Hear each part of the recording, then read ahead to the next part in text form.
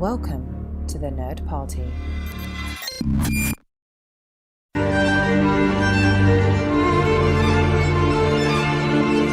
Hello and welcome to the A24 project here in the Nerd Party Network. Every 2 weeks we look at two films from the A24 filmography, and in between we welcome the guests involved in making their films to take us behind the scenes.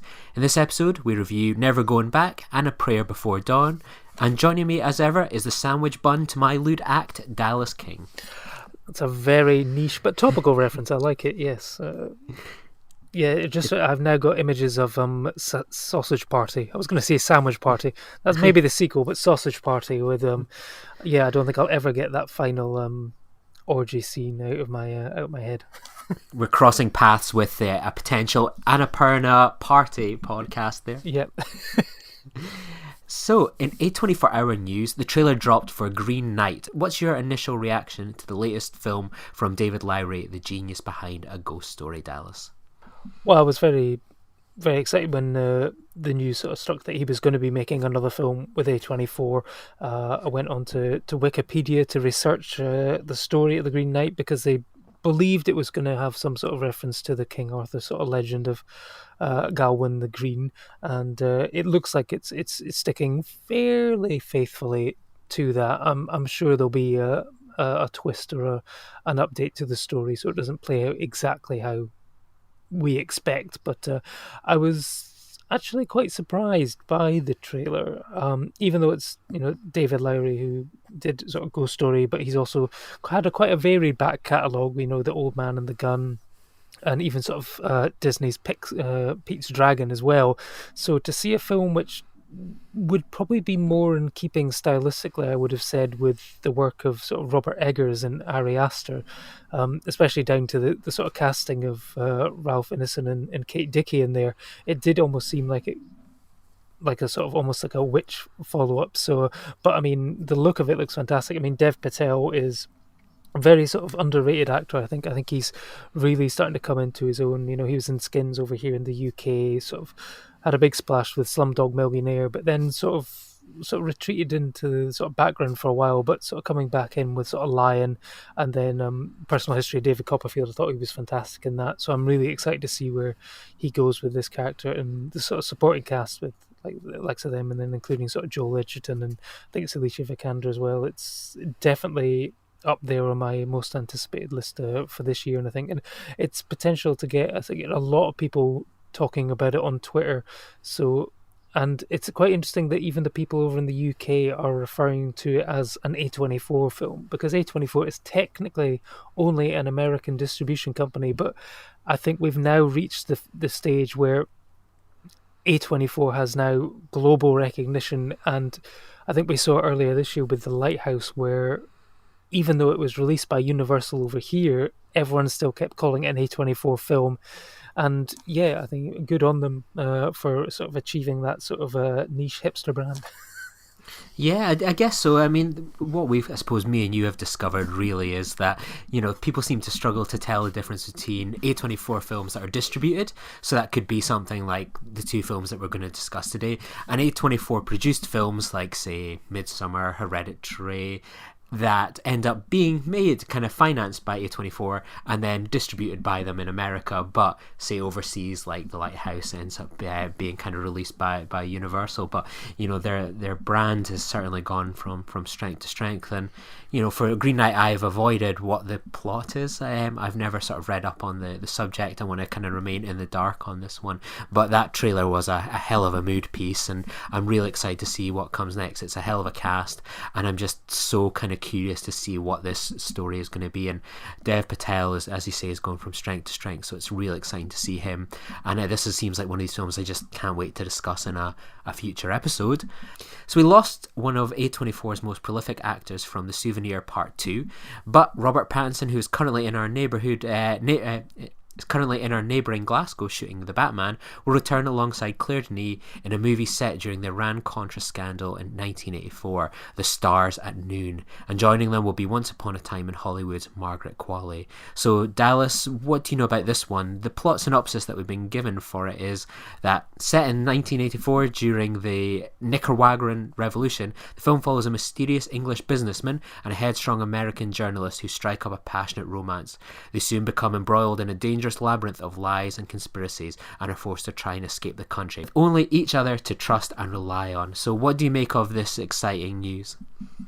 I'm very pleased, but I mean, I think we almost sort of copied in each other to the tweet almost simultaneously. I think when the news dropped sort of earlier this week, and yeah, no, it's very exciting. You know, I think it's fair to say that maybe both of us weren't huge fans of High Life, Claire Denis and Robert Pattinson's previous team up. I think it was possibly coloured by the fact that we'd both seen Iniara and really found that particular sort of sexy space romp movie the superior one. But I mean, there was no denying the sort of skill and the talent involved. It was just on a personal level, the story didn't really click with me as much as other sort of science fiction films I'd seen that year. But I thought Claire Denis did a great job of really getting a sort of a different side of Pattinson that we'd had before. So I'm excited to see them sort of teaming up again. Margaret Qualley, I thought she was fantastic in Once Upon a Time in Hollywood. She was in, I think it was the Disappearance of Sydney Hall as well.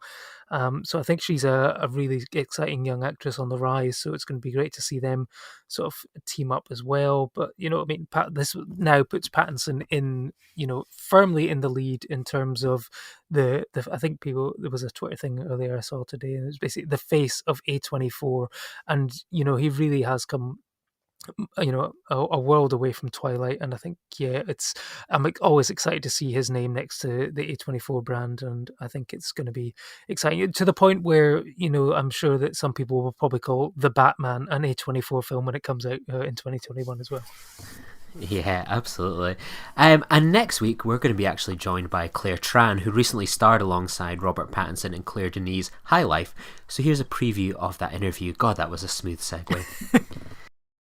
I did my own backstory. She didn't really tell me about Mink's past, so I made up my own story and I went along with it on my own. I kind of developed things on my own. She gave me a lot of freedom. What was that backstory that you created for Mink, and how did you sort of develop it? Was it like mood boards, writing down like a little biography? How did you sort of kind of bring Mink to life in your head? Well, because she hasn't got a lot of dialogue, she was very mysterious, and also being so, you know, violent, I was like, okay, I have to find something that motivates so much violence because it can't come out of nowhere, and they are in and out of space. So how did she get there, and how come she's so aggressive? I wrote a biography. I kind of wrote down, you know, what her story was. Why was she in jail in the first place? What did she do? And I kind of gave her an age because it was written in the script that she was so young. I decided in the spaceship, I can't remember, maybe she was a teenager, like 19, but then she would have committed her crimes when she was a child, like 10ish. So very, very, very, very young as a child, which is freaky. What kind of crimes did you sort of have her penciled down as having committed? Well, I kind of decided, this is very weird to talk about this, but I decided that if she was on death row at 10 years old, she must have done something horrendous. And because she's so violent, I imagined that she started killing her schoolmates. She just kind of did this mass murder thing in schools, like in America they do. They just start shooting people, and I imagined something horrible, like she just freaked, like in video games, started killing people. Maybe not with a gun because that would have been really weird, but maybe killing her schoolmates and then death row.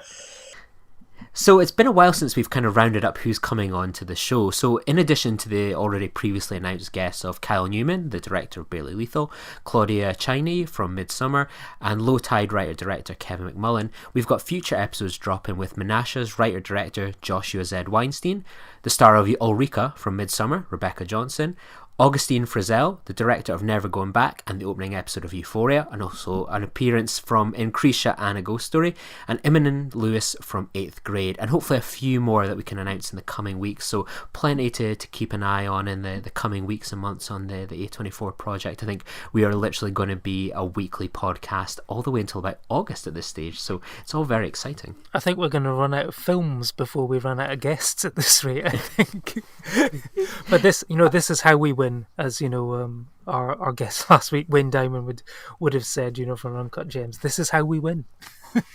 Exactly. So I look forward to, we've got First Cow on the way, so we're looking forward to interviewing the cow from that, and the Green Knight. So we're all after the titular role actors at this stage. It is the titular role. So, in our first movie of the day is Never Goin Back, written and directed by Augustine Frizzell. So Jessie and Angela, high school dropouts, are taking a week off to chill at the beach. Too bad their house got robbed, rent's due, and they're about to get fired, and they're broke. So Dallas, when did you see this film for the first time, and what was your initial reaction? Well, I didn't know too much about the film. It's not one that had previously sort of been on my radar. It was only through the A24 project that I found out about it, and I actually only watched it last week off of US iTunes. Always maybe a potential warning sign that this is one of those films which didn't get a UK release, but I watched it. I didn't know anything about it, just sort of put it on. I knew it was about a couple of young sort of girls who seemed to get into a little bit of trouble. The film it sort of probably most reminded me of, in terms of tone, it's similar within the A24 project, was probably sort of like a Spring Breakers sort of thing, with these sort of two headstrong young women sort of looking out to have a great time, just want to party all the time, but life conspires against them, I guess it would have said. But I was impressed with the filmmaking side of it, but there wasn't enough in there to engage me on a sort of emotional level with the character. I think it basically comes down to the characters, that pretty much all of the main protagonists are not really the most likable or nicest of people, and I just couldn't. Maybe I'm just getting old. I'm 40 now, so maybe I just don't understand the youth of today, and was slightly out of touch with them, I think. What about yourself?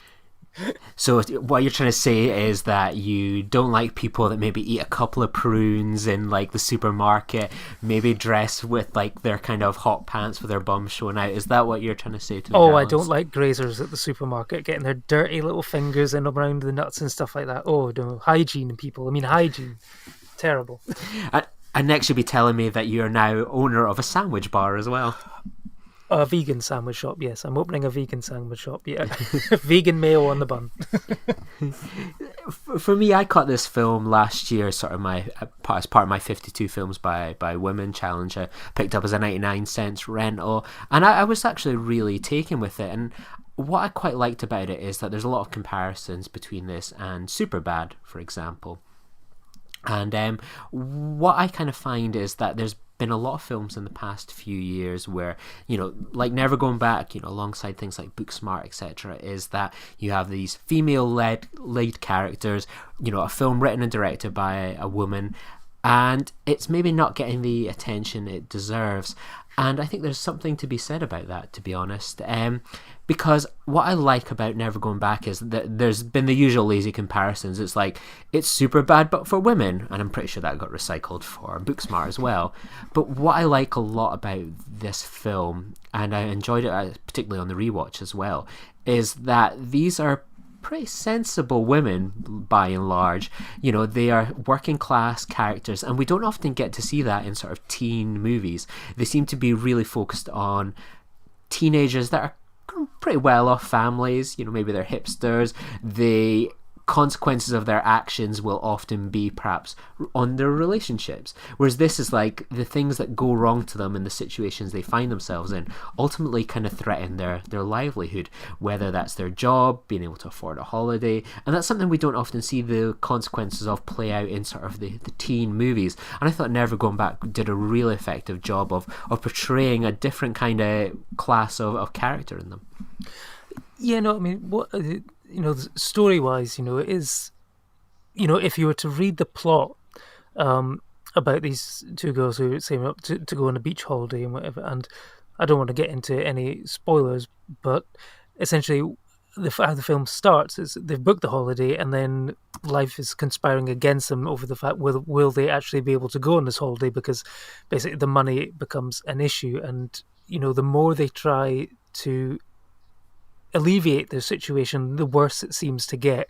So there's always these obstacles to overcome, and it's quite interesting to see how these two women go about it. There's scenes where they will use their feminine wiles to basically get the stupid, ridiculous men to do stuff for them, but they're also they're shown to be really actually quite smart. They know what they're doing, and they're using their what they have to do that, and that's good. But I also liked what I liked about it is you could tell that it was sort of and directed by a woman. There wasn't like the male gaze on these characters, and everything that they did, you could understand their motivations and why they would do what they wanted to do. So it never felt false, which was good about the film, and it was never sort of sensationalized as well, and they were never sort of put into situations that a mainstream audience would think, in order to try and get male viewers to want to see this film. There was none of that, which I appreciated. I think one thing I also really liked about this, and obviously it will come out in the full discussion we have with Augustine, is that she helped with the casting of Euphoria, and I don't think you've seen it yet, Dallas, but I think it's one of the best cast TV shows in years. I actually think this is also a really good bit of casting as well. These are two actresses I was incredibly unfamiliar with, Maya Mitchell and Camila Monroe, so they've become a bit more well known since this film. But I think this, in terms of the leads and the supporting characters, Kyle Mooney as Brandon, for example, I think that this is a really well cast film. What did you make of the casting and the kind of lead characters and side characters in this film? I mean, so at the start of the sort of recap of this film, I did say that I had issues with the characters and that they weren't particularly likable or, from my perspective, all that relatable, but there was none of it was down to the performances, which I thought were very good. I, like yourself, was not familiar with these two young actresses before. I hadn't seen them in anything before, but I thought they were both very good, very engaging, very watchable, and I'd be keen to see, where they go next. It was just purely from a sort of character point of view that I didn't sort of really connect with them and didn't find them particularly likable, but I think that's potentially part of it. The way they sort of operate and stuff like that, they're potentially not the nicest things. They do bad things and stuff like that, but I think it maybe sort of depends on your age group and where you're sort of coming from. That, like you say, I'm just a boring old fart these days and couldn't really connect. If I'd seen this film maybe sort of 10, 15 years ago, I would have appreciated it more, because it also has maybe almost a sort of Kevin Smith sort of vibe, and the fact the characters who are working in like a sandwich shop, which is similar to something in Clerks, and the sort of average Joe sort of working in the diner sort of thing, where you've got a bit of that as well.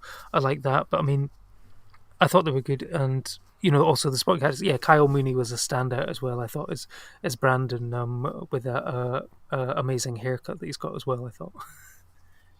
Yeah, so I want to go into a bit of spoiler territory. So I'd like to have a wee chat about the ending. So if you've not seen Never Going Back, pause this, come back in about 10 or so minutes, and we'll dive into Prayer Before Dawn. But I want to talk about the unforgettable ending. So they decide they are missing out on their rent and decide that they are going to go to Brandon's sandwich shop and see if they can solicit some money out of him by giving him the opportunity to maybe cut their breasts or maybe see them make out.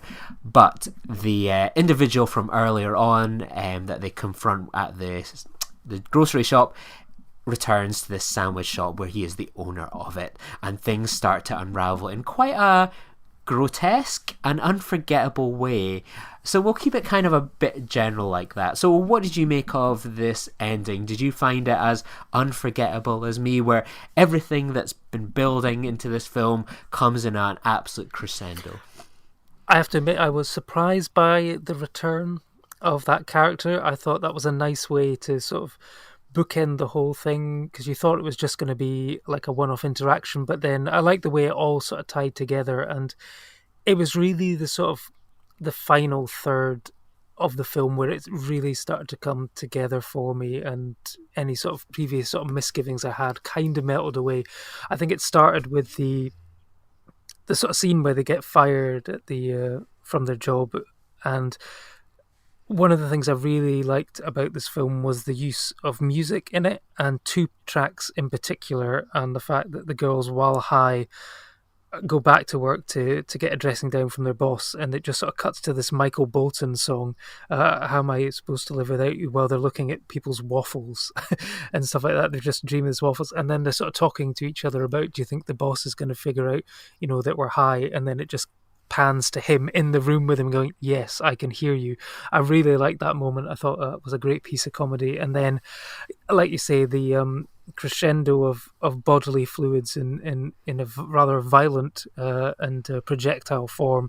And I love the fact it's probably one of the best uses of Barry Manilow's Mandy that I've ever seen on film. And that's I really sort of enjoyed the sort of final third of the film. That's where it all kind of came together for me, and in quite an unforgettable way.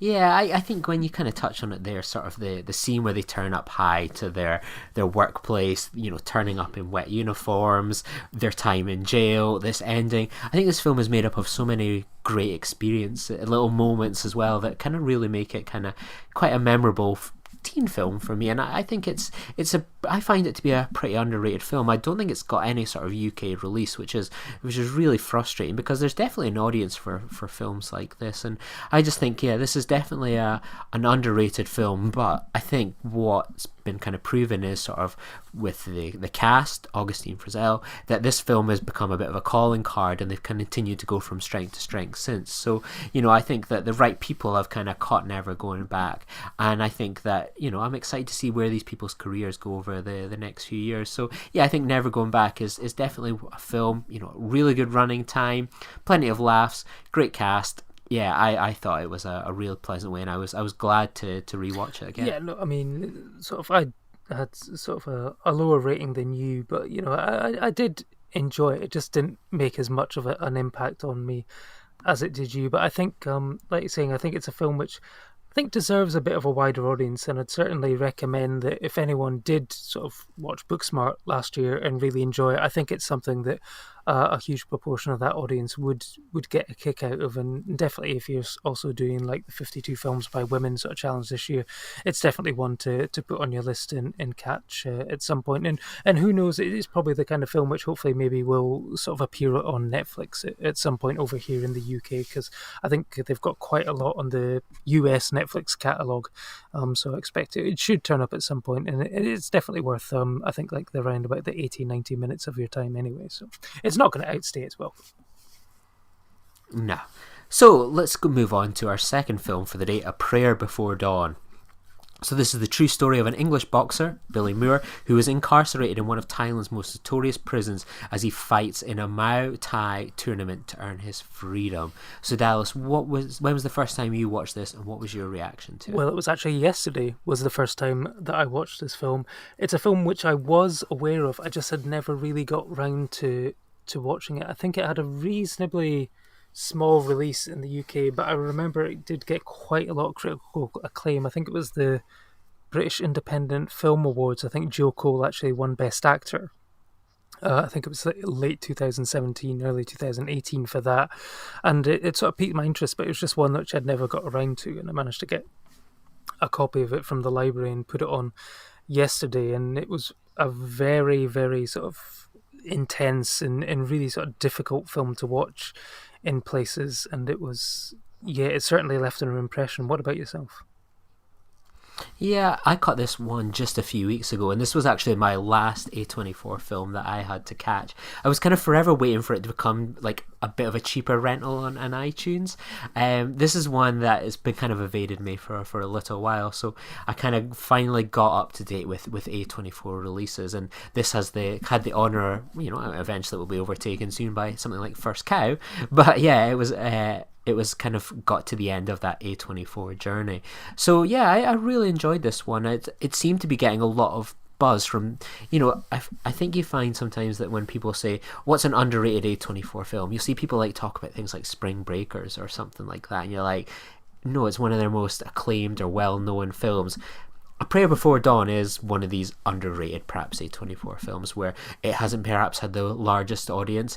It maybe doesn't appeal to maybe that traditional audience kind of audience you'd expect from an A24 film. But I really enjoyed this one. It was a kind of look into a culture and way of life that I could not imagine. And I thought Joe Cole was an actor I'd maybe seen in some stuff. I know he was in Green Room, for example. But this was my sort of first exposure to him in sort of a leading man role. And I wanted to see more of him. I could see it having sort of the same effect that something like Never Goin Back had on its leads of being a kind of film where it's like, right, who is this guy? Get him into more things. I thought it was a really enjoyable film, and we come back to A24's opus kind of mission statement really is films from a unique point of view, and I think A Prayer Before Dawn really does present that in this sort of Thai prison. They recruited a lot of kind of ex-cons that had gone into this type of prison to make it incredibly authentic. Absolutely a real kind of treat. I thought it was a good film, not the greatest, but I thought it was a really interesting film to watch. It was one that stood out for me. Yeah, no, I think there's this debate at the moment over the word underrated to describe films, because like you say, it's like, someone says Spring Breakers is underrated, and it's like, well, no, I think a lot of people really liked it. I think the problem is it's underseen, and that, a lot of these films, particularly A24 films here in the UK, if they're coming from America, they will be underseen because they never got a full release or even any release. And I think this one certainly seemed it did get a proper release here in the UK. It certainly feels like a Film 4 release. I think they might have been behind some of the production of it. And I mean, when you watch it, it is like an immersive experience. You're basically with this character of Billy Moore the entire film. And when it first came up, and you've got him, he sort of starts off in this boxing match, and he's clearly a man who's full of anger and rage. He's strung out on drugs, and then he gets arrested, and you've got all these sort of Thai cops shouting at him. And I was thinking, oh, maybe there's a problem with my DVD, and then sort of check the subtitle option, and then it just came up with indecipherable Thai chattering and stuff like that. And I went, okay, right, so there's not going to be any subtitles from most of the Thai characters. And I thought, okay, it's going to be difficult to follow, but then I went, okay, that's the point. You're meant to be sort of following Billy's mindset here, and that you're in a completely alien environment. You have no idea what's going on. You have no idea what people are saying, and it's a scary, scary world. I mean, like the first sort of couple of days he's in there, he's beaten up. He's subject to seeing horrific things. Like a fellow prisoner is raped, and he's forced to watch it at knife point and stuff like this.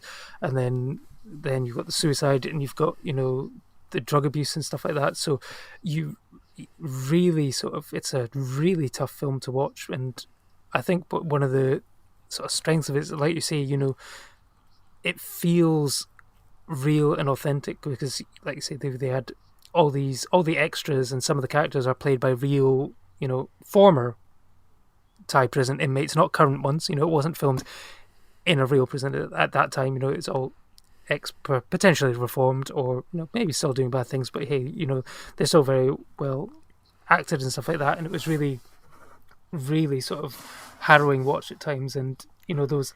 I just wish at some points there was maybe more, because it's like, I think it was a Vitaya Pansrasingham who plays one of the sort of main prison guards, and instantly recognised him from Nicholas Winding Refn's Only God Forgives, and I thought, oh right, okay, he's maybe going to be like the antagonist of the thing. He's going to be the one that sort of tries to break down this character in potentially like a Shawshank Redemption kind of way, but really it was more just about pure Billy's attempts to sort of survive and make the best out of this situation, and finds that violence is potentially the only way out of it, and sort of dedicating himself to sort of progressing with this boxing thing as a potential way out of it and gaining respect and surviving, I think.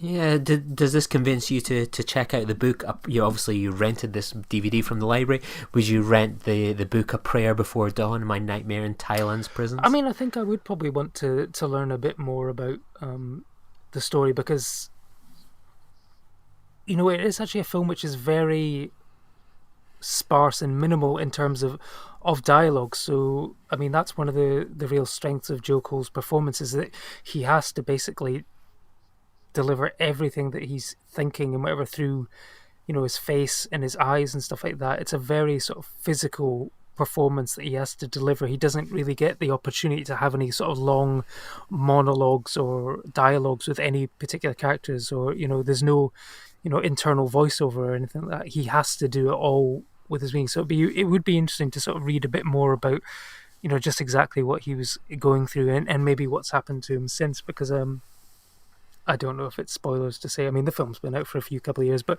the real Billy Moore does make a sort of cameo appearance in it towards the end of the film as well. So it's good that it was made, with his blessing and with real creative input from him as well. So it's probably as authentic a sort of one of these stories as you can get. It wasn't sort of sugar coated and based on a true story, and then it's made a bit fluffier just for a Hollywood audience. It stays true to its roots, I think.